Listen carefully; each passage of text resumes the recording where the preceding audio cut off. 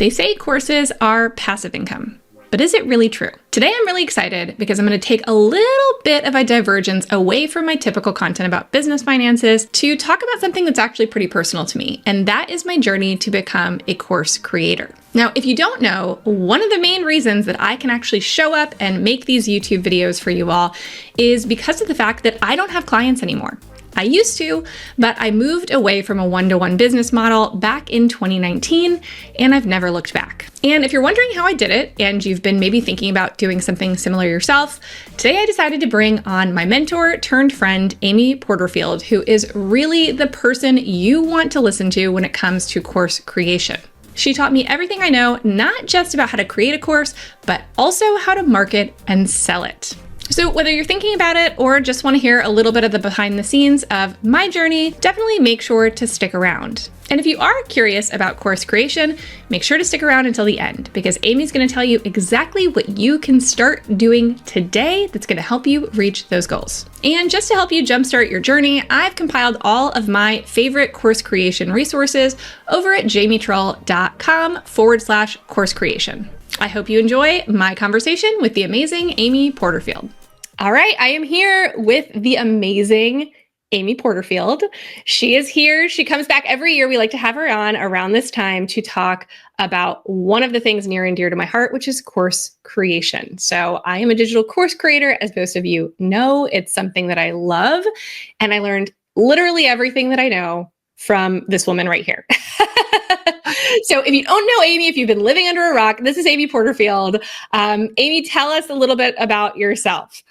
Well, first of all, thanks so much. You are a star student. We have a really crazy story that before you were even my student, I interviewed you on my podcast to show people how to interview someone that you want to be your ideal customer. Like we go way back, which is so fun. Way back. So to see you build this business and thrive is like my most favorite thing. And I don't take any credit. So thank you for that nice comment, but you are a hard worker, my friend, and you get it done. So I teach people how to create and launch digital courses. I was in corporate forever, and 16 years ago, I went out on my own to build my own business. I just wanted to be my own boss. I wanted that freedom. I didn't want to be told what to do, when to do it, or how to do it. But I never grew up thinking I'm going to be an entrepreneur. We didn't even use that word in my household, but I knew that I wanted more freedom. So I took the leap, terrified the whole time. And a few years in, it started to work. And if you fast forward to today, I wrote a book called 2 Weeks Notice, How to Quit Your Job and Build an Online Business. And I help mainly women make money online so that they can create freedom and build a business by their own design. I love it. Yep. I've got my book on my shelf over here. It's a great read. I am one of the case studies too in that book, which is very exciting. So yes. I'll use that as a claim to fame. Yes. I love that we've had the whole story of this documented. Like having that podcast is like, it's like a time capsule of where I was. And it actually really speaks well to this topic we're going to talk about today. Because when I go back and listen to it, I'll make sure to put this in the link below. So if you guys want to listen to me this was 6 years ago about this time, honestly, was when we recorded that podcast episode. And I was knee deep in client work. I was exhausted. I had started my own business for freedom. I felt no freedom. I was getting no sleep. And I had a toddler and a baby at the time. And so it was going through this process of learning how to teach and learning how much I loved it. And then, working with Amy to figure out how to create a product that people would want to buy and be a part of. And that just changed everything. So that's like literally why I'm here today, literally why this YouTube channel exists is very much because of Amy and your influence. So, on that note, like this, we're calling this, can a course replace your client work? Because a lot of my audience are in that, whether they have a team or it's just them, they are the one delivering the work, right? So talking specifically, if you're in a service-based business, maybe you're a coach, maybe you're a consultant, maybe you're, doing any kind of one-to-one services, an accountant, right? That's what I was doing. I was a virtual CFO working one-to-one, right? So whatever that is, a lot of them are wondering, I think in the back of their mind, kind of like I was circa 2019, like, is there something else I could be doing? Is there a way I could be doing this differently that might give me a little bit more freedom in my life. And what would you say to people kind of who are in that spot? They're tired Yes. and they're wondering if there's a better way.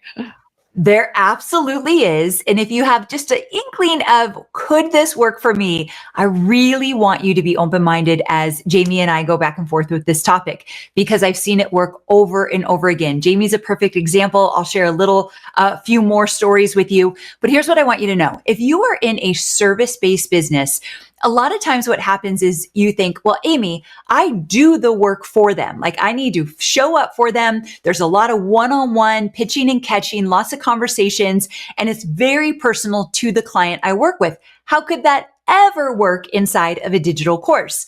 And what I tell my one-on-one service-based provider students is that you have a pattern, a framework, a roadmap that you use, maybe even more so than you realize. There's different questions you're always answering. There's different frameworks you use, different models you use with your client, conversations that you've had over and over and over again, and you just kind of want to scream like, I don't want to talk about this again, but you need to. That is all an indicator that you could create a course. Because even though you want to say, yeah, but my customers or my clients, they're unique snowflakes. Each of them are so very different. At the end of the day, it's about your expertise, your skill set, and your knowledge, and that doesn't change. So you can take what you do one-on-one and you can build it into a course so that that knowledge, skill set, and the experiences you have could reach one-to-many. Sure, it's a little different, but absolutely doable. Yeah. I think that was my concern too when I first was looking at doing a course, is like, but I work so intimately with people, right? And how am I going to make that translate? And so going through the process of trying to figure out, okay, what is my framework? What is my process? I haven't thought about it maybe that way, but I do have one, right? Like, we all have things we do. You onboard a new client, and what are the steps that you take them through, and really thinking about that. And I also think for people who are worried about, how am I going to customize this? How am I going to make this work? You can have a course and have an element that includes, being able to give them more one-to-one help. But it's one-to-one, but it's scalable one-to-one, right? Yes. So we always did that in our main programs. We had an ability where they could ask a question, and only a percentage do. You'd be surprised. A lot of them don't. And we would answer all of their questions. Especially as a smaller course creator, you probably can do that, and you can probably do it in 45 minutes instead of answering the same question to 100 people once or 100 times. You answer the question once, right? So there's a lot of ways that you can actually help people, make this work for them, right? And customize it for them specifically. So, I definitely think that is a barrier of like, how am I going to do this? Right. Right. And it's absolutely doable. Yeah. And what would you say too about thinking about ideal clients? Because I think a lot of people are like, well, my clients aren't going to want, like, they want me. They don't want a Yes. Oh, yeah. I'm glad you brought this up. Okay. So there will absolutely be some clients that say, no way. I just want Jamie. I just want to work with Jamie. And if Jamie decided, you know what, I'll take 1 to 3 one-on-one clients a year and then supplement the rest of the revenue I want to make with the digital course. To me, that is such a perfect fit, because a lot of my students, they'll come to me and say, Amy, I'm so over being a service provider. I don't want to do one-on-one. I'm like, great, let's fully transition, not overnight, but let's transition into a digital course. But some of my students love the one-on-one. They love working with the people they work with. I have a therapist I'm thinking of, and she loves to go into the office and sit with her clients and work one-on-one. She just doesn't want to do it so much, and she wants to raise her prices. So what she did was she raised her prices. She meets with fewer people. She gets to be more selective. We all know that we have clients we would love to fire. So she doesn't work with those clients anymore. Only the ones she really wants to work with. She takes less. She charges a premium because she only takes a few. And then the rest of her income comes from her digital course. The woman I'm thinking, she's a therapist, but her course is about confidence for women. So actually, she didn't take exactly what she does in the chair. She took a spin off of it. That's another way that you can look at it. So you could do both. You could take your service base and put it in a course and not do service anymore. Or you could create a course that's not exactly what you do one-on-one, but there's alignment. Also, I want to say one more thing. There's a client that only wants to hire you. They're willing to pay a premium. There's tons of people who cannot afford you. You may not want to work with them, or they just prefer to learn on their own that will buy your course. These are two different audiences sometimes, and that's a good thing. So that's why both can exist. Yeah, and I think that that's one of the mistakes I've seen people make sometimes is assuming their current client is their ideal client for a course, and it's not necessarily true. Yeah. Right. And so you are going to have the person who, your ideal client for your service work, right, is probably somebody who wants to work one-to-one, who will pay a premium price to work one-to-one. And the person, you're going to be targeting a different person when you're targeting a course. And that's okay. It just might mean we have to put a little bit of work behind, okay, how do we find more people in our audience? You probably have those people though. Maybe it's somebody who wanted to work with you, but they're not at the place yet. This was the case for me, right? What actually in large part also spurred me making a course was people were coming to me that I wanted to help that couldn't afford to work with me. Exactly. And it broke my heart because I wanted to help them, but I couldn't. There was only one of me. I didn't have the time to be able to give them what they really needed. And so, creating a course was a way to serve people that I wouldn't have been able to serve one-to-one. And then I was able to charge more for the people that I did that could afford it to do the one-to-one. And that was kind of an interesting offshoot that I didn't expect, that even in the midst of this, I could, as I was rolling out a course, I also could increase my prices for my one-to-one people and cut it down to just the ones I really wanted to keep. It's like a beautiful thing. You just made me think of one of my students, and I know you know him from our community, but his name is Mark, and Mark was a CPA, still is a CPA, and he worked in an office for somebody else. Yep. And around that time, he got a call and said, "Hey, could you come on my podcast and talk about how resellers, like people that sell on Etsy and Amazon and Poshmark, how resellers deal with their taxes? Like, we're in a special group and we want to make sure we don't mess up our taxes. Will you come on my podcast and talk to my audience who are all resellers?" And he had specialty in that. He's like, absolutely. So he went on and realized, wait, there's a whole world of resellers out there. This is something that I could teach. And so being on that podcast made him think, there's something here. So what he did is he created a digital course specifically teaching resellers how to manage their taxes. 5 years into this digital course, he hit $1 million in revenue from just his digital courses. And so I say this to say, you might not even know what your course could be right now because you've never even thought about it. Be open to the fact that you already know the information that's going to be in your course. Be open to what might it be. Yeah, absolutely. I think there's so many different avenues, and that's the thing.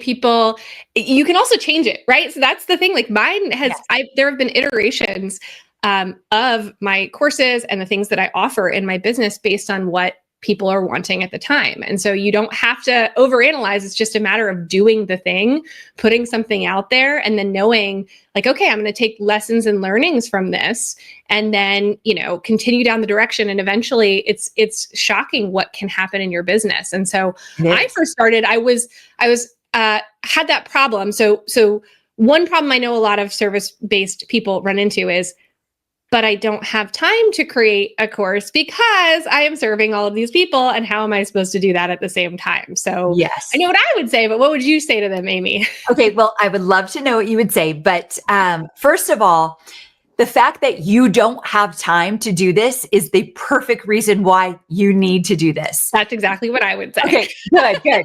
Because if you feel like you don't have time to build a better business, to create more freedom for yourself and your family, then there's no better reason to figure out and make the time. And I'm not saying that's easy. I have a lot of students that they're a mother of 4 or a single mom or parents that are shipping their kids everywhere across the country for baseball or whatever it might be. And so I get that life is busy. It's not easy, but it's doable. And I remember when I first started, I left my corporate job. And before I left my corporate job, though, I wanted to start this business. Every morning I got up at 5 a.m. and from 5 a.m. to 7 a.m., I started creating the business before my boys woke up. And then when they woke up, I was mom, making breakfast, all that good stuff. And then on the weekends, I would take advantage of a few hours to do it as well. So you find these little pockets of time and it starts to become just a little bit easier. So that's one thing. But also, let's talk about AI for a second, because do I believe you could just show up to ChatGPT, type in a few things and have it regurgitate a digital course for you? Don't do that. You will get lost in the sea of online noise and no one will pay attention because it will be so watered down. Anyone could do that. So the courses that are working today are ones that you're telling your own story. You have a perspective. You have an idea you die on a hill for, and you're willing to show up and support them in office hours once a week for a month or something. Like adding that personal touch, that's what's working right now. And it doesn't take a lot of time.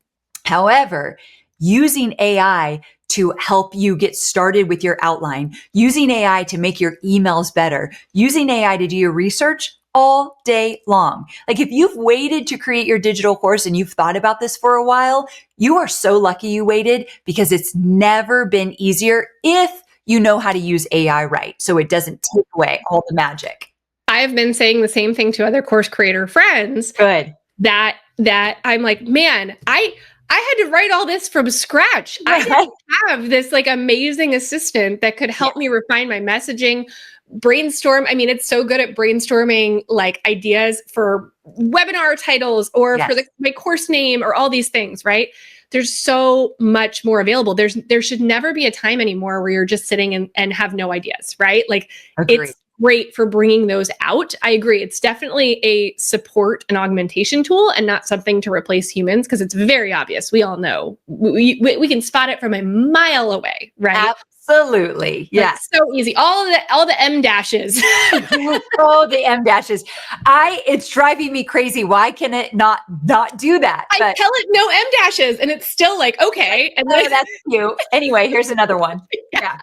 Exactly. But it's very easy to spot when it's just overused. And again, I utilize it. Absolutely. I'll be honest about it. But if you wanted to create an entire course, it would be really watered down and people are going to want your personality. I think it's even more important these days to have, to have that trust of your audience. It is really, really critical. They're not buying for the information, especially now. The information is at their fingertips. And even the organization of the information can be easier to get to with ChatGPT, but not you and the way that you teach it and the way that you verbalize it that makes sense, right? So So I love that.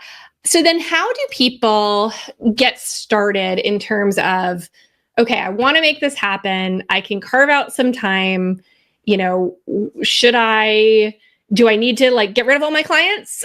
What's the best way to do this if I want to make that shift? I'm a big fan of baby steps. So if it were me let me tell you a story about Savannah and then we'll use her as an example. So Savannah was an editor and a book coach. So she literally worked on people's individual books and she helped edit them. Mm-hmm. And she did this for a very long time and she was really good at it, but she became maxed out with so many clients and knew there's only so many hours in a day. Like when you do service-based work, you will always hit a ceiling unless you grow a really big team, which if that's something you want to do, then of course do it. But if you don't want to do that, or you're a solopreneur, you will always hit that revenue and time ceiling. And that's what happened to her. She thought there's got to be a better way. But what she didn't do is say, I'm going to create a course and then fire all her clients and stop doing any of the one-on-one work. What she decided to do is say, okay, I'm going to keep these clients while I'm building my course. And little by little, I'll stop taking clients and start selling this course. So it's just a gradual shift until she fully goes all in with courses because that was her choice. So she took the system that she uses as an editor and as a book coach, and she created a course. It's called Notes to Novel, helping students go from idea to outline to their first draft. And the cool thing is she charged $997. So it's not like it was a cheap course. She launched it, made $40,000 the first launch. Now, if you make I can't promise that, but if you make $40,000 your first launch, you're definitely going to say, you know what, I'm going to start taking fewer clients at this point. The next launch, $54,000. She's like, okay, I can give up a few more clients. In her first year, she brought in $175K in sales, and she was able to take only the clients she wanted, but she didn't give it all up. So that's what I want you all to hear. I would never come on here and say, let them all go, create the course. Let's do this gradually where your confidence starts to build up. And if you want to take that leap eventually, by all means, do so.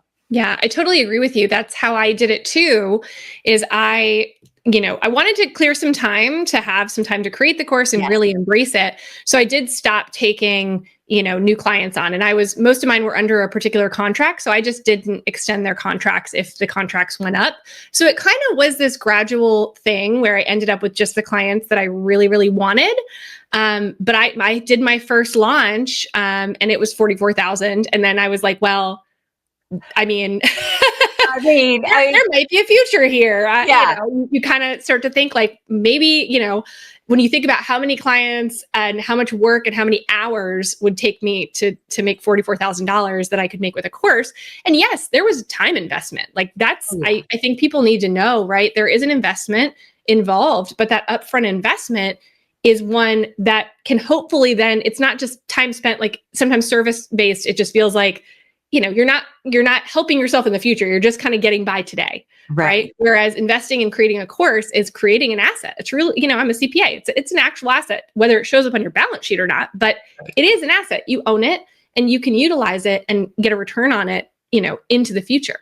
And so I think that helped me as an accountant to really think about like, no, I'm building something that's more sustainable. Because I think sometimes people think service-based is more sustainable. And I'm like, no, but service-based, if you don't have anything left at the end of the day. There's nothing that you've created. A digital asset is an asset, and I've created it. A great point. I'm glad you brought that up, because one of the ways that I teach digital courses is we're not going to create a digital course and launch it into the world and then move on to something else. I hate starting from scratch, and it slows you down, and it's hard to make money if you're always starting from scratch. And so when you create a course, and this is what you and I have done and so many of my students, you create that course once as an asset in your business, and now you can launch it over and over and over again. Or you could get it on Evergreen and literally, and I'm not joking, make money while you sleep because people are finding your course at any time of day.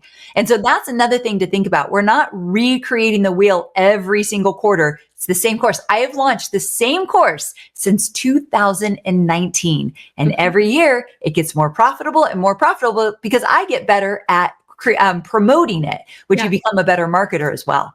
Yeah. And it can be, you'll probably re-record it and things like that every once in a while, but it's much easier, right? When you have art, the heavy lifting is in that front end, and you can use it for years. And that, to me, I'm really in this zone of my life. Maybe it's being in my 40s. I'm like, I am in the working smarter, not harder zone. Like, how can I set things up to work for me? We have fully embraced Evergreen for so many of our different products now. And that has been a great change, right? Launches are great, and I still launch and they still work. But Evergreen, when you wake up and you have sales notifications, there's nothing better. When you're on vacation and those sales notifications come through, it's like, okay, again, there's work to get that all set up, and there's time and trial and error and all of those things. But looking back now, again, it's been 6 years since, you and I spoke, that fateful day that then set this trajectory going. Right. I look back and I'm like, I wouldn't have it any other way. Life is so much better and more. I get like teary eyed thinking about it, but it's just so much fuller now. Yes. In a good way. Yes. Not in the bad way, Yeah. That's what's so special about courses. It could change your life as a course creator and change the lives of your audience as you teach them something new, help them with the transformation, get them past a huge challenge. And so it's a win-win. And I do think that's a beautiful part of it. It is. And again, like I said, I love it too, because I get to serve the people that I wouldn't be able to serve on a one-on-one basis, but I can do it in a way that it works for me, and it gives me that fulfillment that I was really looking for. So I think this is true for a lot of service providers. If you're turning away people because you're like, oh, they can't quite afford me yet, or, I really want to work with them, but I don't have capacity, that that's who you start with. That's where you start with building like, okay, well, I can't work with you directly, but this course would be a great place to start. And then it also could eventually be a stair step into your services too, right? Yes. To help get people, if you want to use it that way, I think that's a beautiful way to use it too, right? Absolutely. I have a student that she came into my world and to learn how to do digital courses. And she's been in my community for years and years. And now I take one-on-one client a year who pays me $100,000 for a year of coaching. And now she is my one-on-one client. She started with a $2,000 course in my world. So you never know what might happen. You never know. And they're going to trust you. They're going to want it to be you and no one else, right? They've been with you that whole time. So I think that's amazing. Okay. So now I want to get to all the resources because hopefully we've convinced some people that like, okay, I really want to look at this more. I've been thinking about it for a while. Jamie, I heard you talk about it last year and I didn't quite jump in, but maybe this year might be the year. Yes. And if that's you, and if you're service-based, at first we do have just going really well along with what we just talked about is your free guide, which is the client to course pivot, or it's a free checklist, right? Yes. Yeah. Yeah. So that'll even go a little bit more in detail about the checklist to switch over. So that's a great place to start. You can grab that at jamietrull.com/Amy. I'll put that down below. And you can check out too, tell them a little bit if they're watching this on the day it comes out. Tomorrow is when the boot camp begins. So tell us a little bit about my favorite every year is the boot camp. I'm really excited for this. Okay. So on September 11th, we are launching something I only do once a year. It's live and it will help kickstart your first digital course. So essentially, I'm going to walk you through the first few steps of what it takes to get a course up and running. So you understand the big picture and the steps you need to take to get it going, from choosing your topic to validating your topic to figuring out what would you even charge to making sure you know who your audience is and how to grow an audience while you're creating your first digital course. These are all the things we're doing in the bootcamp. It's just a week long. I'm live. I do 4 live trainings. All of them are recorded if you can't make it. But here's the cool thing. You'll walk away with clarity and confidence thinking, okay, I wanted to create a course or I thought this might be good for me. Now I know and I have a good sense of how to move forward. Here's the cool part. It's one of the cheapest things I offer all year. It's just $47. And it's an amazing live experience. Yeah, it's definitely worth it. And the energy in there is just, it's electric. Like it's really cool to see all the people in there just excited about building their courses. You're going to get ideas. You're going to get accountability because it helps, right? Sometimes we want to do it, but we just need to find the time to focus on it. If that's you, if you're like, I don't have time to focus on it, great. Join the boot camp because it's only, it's going to step by step walk you through for a week, some deliverables, things to do to keep you on that track and help you decide if it's right for you too, which I think that's another thing. If you're like, I'm just not sure if this would be right for my business, spending $47 to know if it is or isn't will save you a lot of money and time in the future. So if you created it and then realized, I don't want to do this, well, let's figure that out in a $47 bootcamp so we don't waste any of your time. Yep. Also, there's a private community. And so you'll be surrounded by other people that are also creating courses or my coaches who have already created successful courses and will support you along the way. So it's a great experience. I hope to see you. And you have all the way until the end of September 11th to sign up. So I know we're coming out the day before, but if you hear this, jump on it. Jump on it. And if not, it's okay. If you missed it and you're like, oh man, I can't believe I missed it. That's okay. We have other resources, things for you to join, other trainings. Just go to jamietrull.com/Amy. We're keeping that updated. So even if you're watching this 6 months from now, go there. We've got plenty of resources for you to jumpstart your course creation journey. I'm really excited for this. It's going to be a great one. This is one of my favorite times of year with all this. It often spurs me, like now I start getting ideas of like, ooh, I want to revamp this course. Right. That's what I really enjoy, just being around that energy. And that's, I think to your point, the community is so wonderful to be around other people who are chasing the same goals. And I think there's something beautiful in there. Some of my literal best business friends are from your community, Amy. So Love that. That makes me so happy, Jamie. I literally talk to them daily, so it's kind of crazy. So cool. So anyway, anybody who's joining, who's watching this at any point, go check out jamieturrell.com/Amy. Also, if you do decide to sign up for the bootcamp, if you're listening in time to sign up, definitely do it from that, because I have some special bonuses too, because of course I do. Oh, I love that. So make sure to go check those out over at at the link below. And I hope to see you in there. I'll be in there. Great. Thank you, Jamie, so very much. I love chatting with you. Thanks, Amy. Same to you. You're the best.